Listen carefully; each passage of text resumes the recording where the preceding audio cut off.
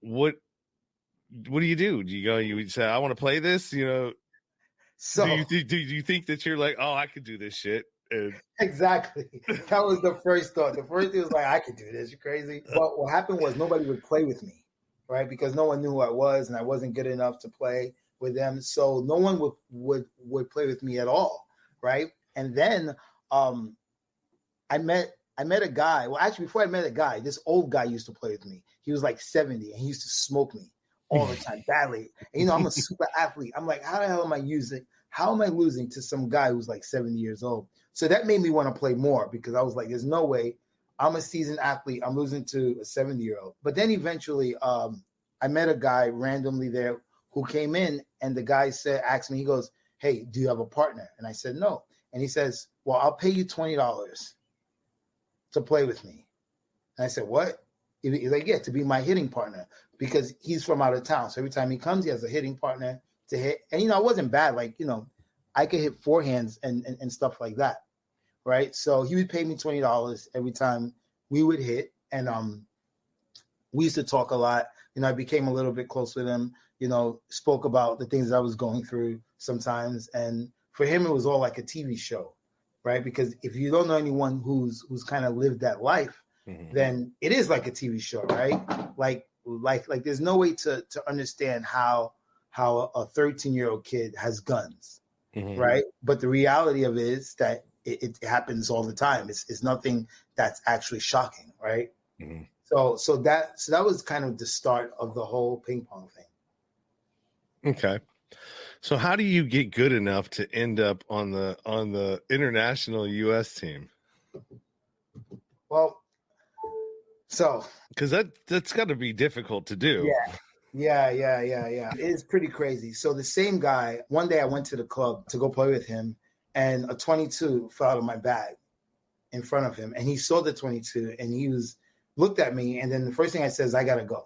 Like I didn't want to stay around. I don't know if he's gonna call the police, and so I just left. And I figured, oh man, there goes my $20, right? He's never gonna talk to me again. I mean, I wouldn't talk to me again if I came to play with myself and gun fell out of my bag. So I figured, there goes the money. That's it. He calls me 2 days later. He says, hey, are we still playing? And I'm like, what? Okay. So I go meet him again, and we start to play. He says, I want to invite you to my home. And I thought that was weird, because why would you invite, this kid who a gun fell out of his bag to your home? And his home wasn't in like New York City.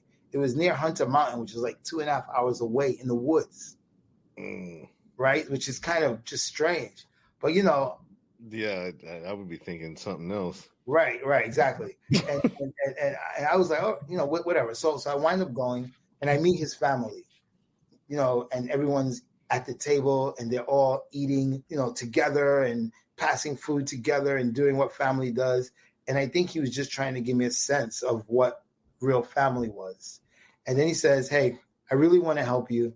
I'm going to pay for you to go to Germany to learn ping pong. And that's how I started. He paid for me to go to Germany. And that was the first time I ever left, my circle. I went to a totally different country. What was that like when you went to the house and you seen him sitting around and having, dinner like a family, like you see on TV, right? Yeah. What was that like for you, man? What did it feel like? It was weird. I don't know if it made me angry or it made me sad, but it was really weird. It was like, what the hell? Like, and then it made me think of why this guy's bringing me here even more. Like, what the hell he's trying to, like the first rub it in my face, trying to rub this shit in my face. That's what I thought it was. Like, he had this huge house in the middle of nowhere. He had a pool table that was like a ping pong table. He had a game room, and I was like, what the hell is this dude trying to do, right? But eventually I figured out, he was actually trying to help.